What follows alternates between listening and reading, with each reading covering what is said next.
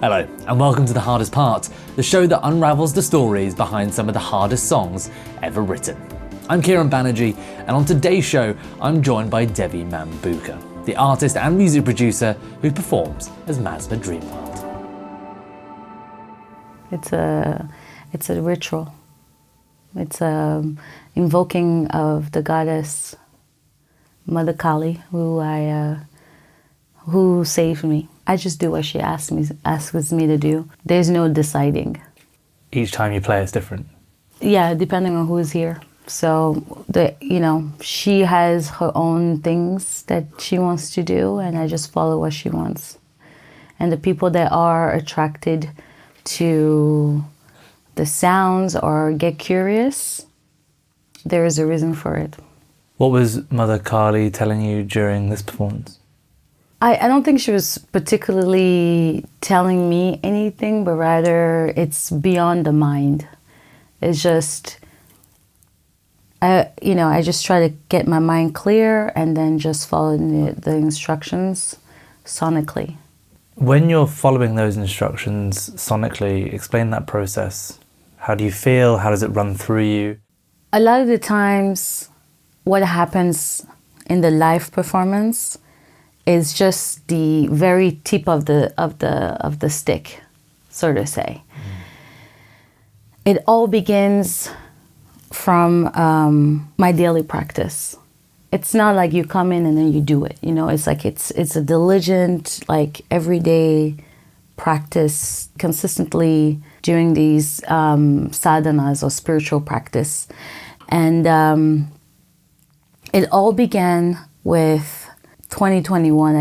It began a long time ago. There has been this connection with the beyond or the other world. I could remember very, very early where now I realized that what I was doing was a meditative process. Is like I would just sit, and maybe a lot of your audience can relate to this. Is like you just watch like ants for hours and hours and hours. Like I was just watching the ants so much for so long that it's like I almost felt like I had a life with them. Like I was part of the ant colony. We were carrying things places to places. I had relationships with other ants, and it was just my family for that 2 hours I was there. And I would just get lost in that world, just observing them. And then later on found out that the process of meditation, when it's basically the cessation of like the movement of your mind, you kind of develop this like incredible concentration. And one of the things that does happen when you have this like perfect concentration, there are cides, which are like spiritual powers, right? And by the way, they tell you not to fall for it because that's just another type of delusion. But one of it is that the subject matter that you concentrate so much on, or the thing that you have that pointed focus on, starts to reveal itself to you. It's secret to you. So in a way, watching the ants moving side by side, I got so immersed and so focused on them that I can feel where they were. It's like the world of the ants starting to reveal themselves to me.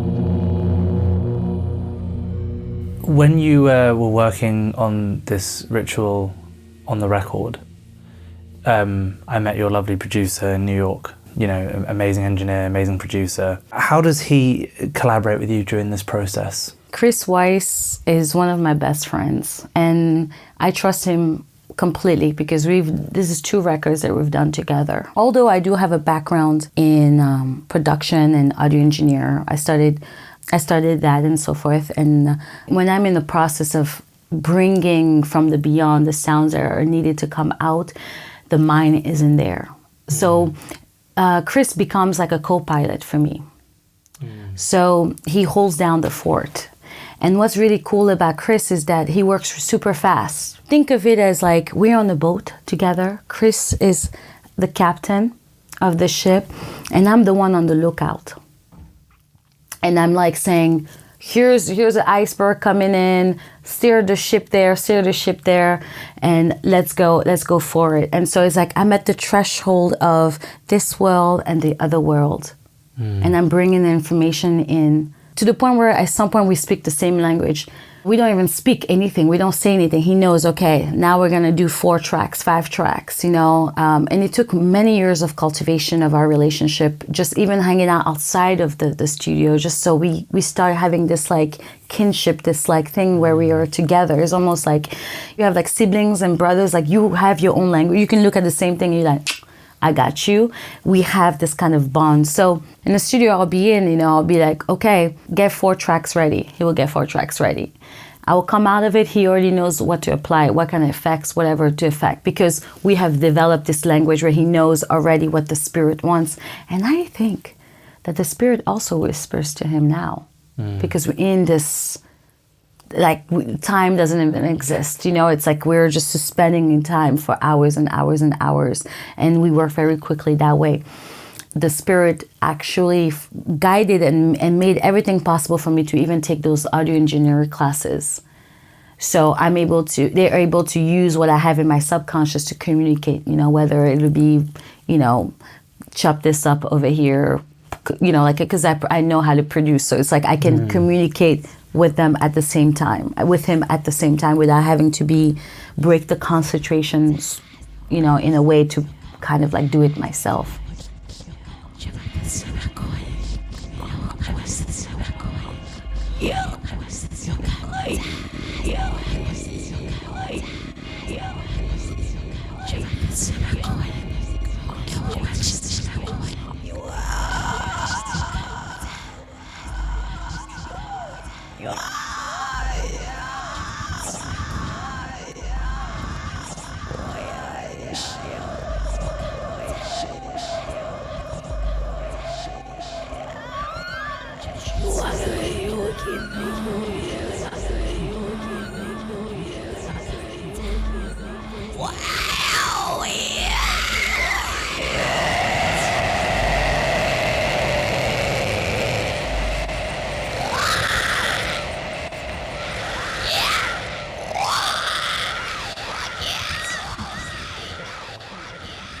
What were the main challenges you found when trying to translate sort of the instructions you were getting onto tape?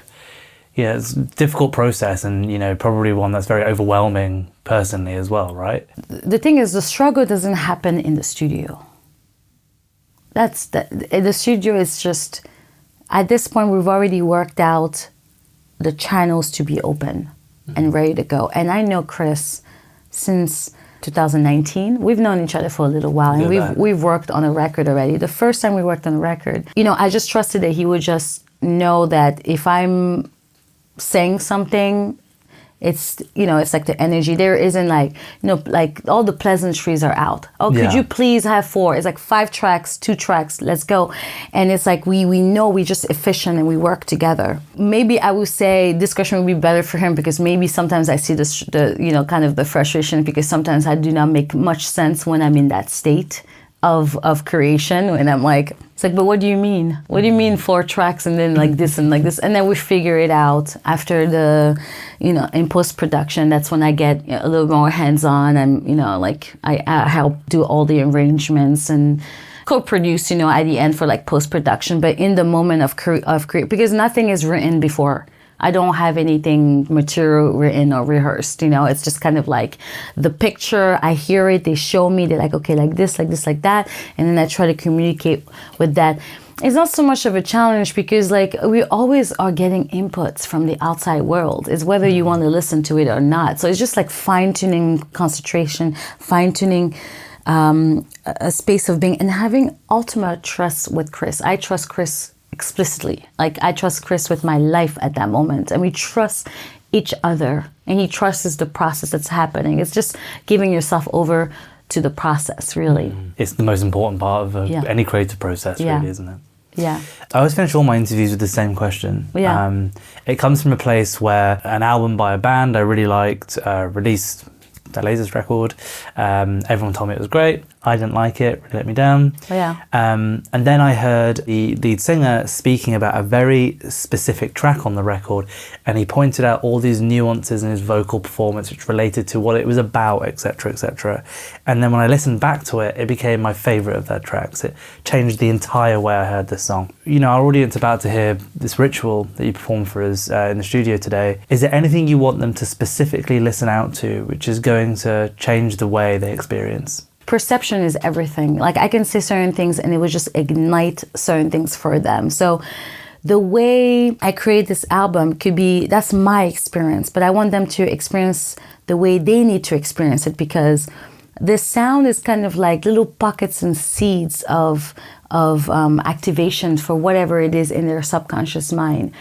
And the reason why I'm saying this is because the hardest part of this album wasn't in the making of it.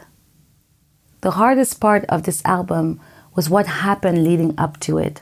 And for a long time, I've been a spiritual seeker. For a very long time, since I've been very, very little. And I've tried almost everything that I thought, you know, I was guided to. And even when I started to hear the voices and the guidance, okay, now you need to start making music, you know, and I'm like, okay, but I don't have the money to, and then money will come and people will help out. Things will open up for me. They would guide me into places of like listening to different field recordings. Okay, now record the field recordings, and working with the spirits, the ancestors, and so forth. You know, getting all these trainings, pursuing different gurus, you know, for my spiritual practice. And the main reason why I've been so keen for the spiritual practice is because of my own suffering and the suffering of my ancestors, just trauma and things happening in my life. I wanted to end that suffering. I wanted to taste the promise of, you know, what they speak about in the Upanishads of like, you can transcend this world. You can, you know, it's promised for everyone to transcend this matrix and to go beyond that. So I was like, I want that, but it was not coming at all. Still felt this like deep sadness, deep sadness of this emptiness of like, at first I thought it was my mom's love I was looking for. You know, I would look at her and I was like, you don't love me enough. But she's like, I love you. I brought you guys to America because we needed to leave. You know, I've never left you. I didn't leave you. But I was not hearing it because I was feeling this hole, this sadness. And so one day I said, okay, well, I've tried all the spiritual practice. I've done this and this and that. It's not working. So I'm just going to hit the reset button and I'm going to kill myself. Better luck next life. And when I decided it, I was very like, okay, ready to go. But on my way to do it, I was going to jump in the Hudson River, which now that I think about it, is pretty very romantic, you know, just woman fell in the water of the Hudson River. Okay, this is my goth side. But anyways, I was walking, I blacked out, and I woke up and I was on my couch back in Brooklyn. So Hudson River is in Manhattan. And I was so upset. I'm like, I was on my way, how did I end up here? Something prevented me from doing it. And as I started to cry and scream, and I don't know if my neighbors heard me, but I was like in such despair. I was like, well, if I'm not going to die, then please come to me. This promise. And in that moment, I felt a hug. The hug that I had been looking for. And it completely filled my heart. At the time, it looked like light, complete light. And I believe that was the goddess. It was Ma Kali.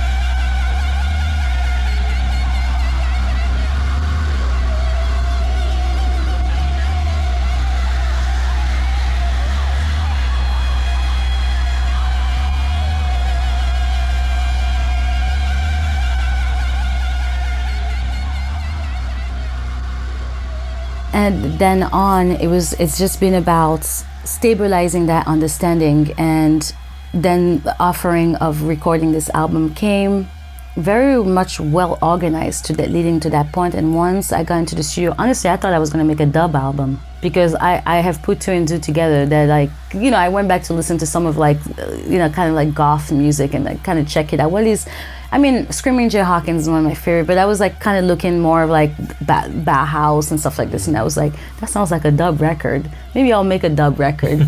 Once I got into it, Ma came in, Ma Kali. That's when I say Ma, I mean Ma Kali. And the only thing I can say out of me was Ma. It's almost like I almost feel like, you know, they told on me. If that record didn't come out like this, I would have never told people about what my experience. I would have never said it, but I have to share this experience because it's very much tied into my experience of being so tired of this world, but then being able to feel that. Funny enough, I feel I later on found out in Hinduism is if you commit suicide, it's like walking out of one door and then you come right back to the same door. So I would have had to do this again. So I was like, okay. And also another thing that they say is like, if your story is only unique to you, then it wouldn't work for others. As I started to speak about this experience, I started to find other people having the similar experiences of this light that comes in when you're just at the end of it and you're looking for something. That light comes to you. And so because others have also spoken about that's giving me, well, they told me to start speaking of it. And so this Please Come to Me is kind of like a summary of my spiritual practice from there, maybe even past births onto here.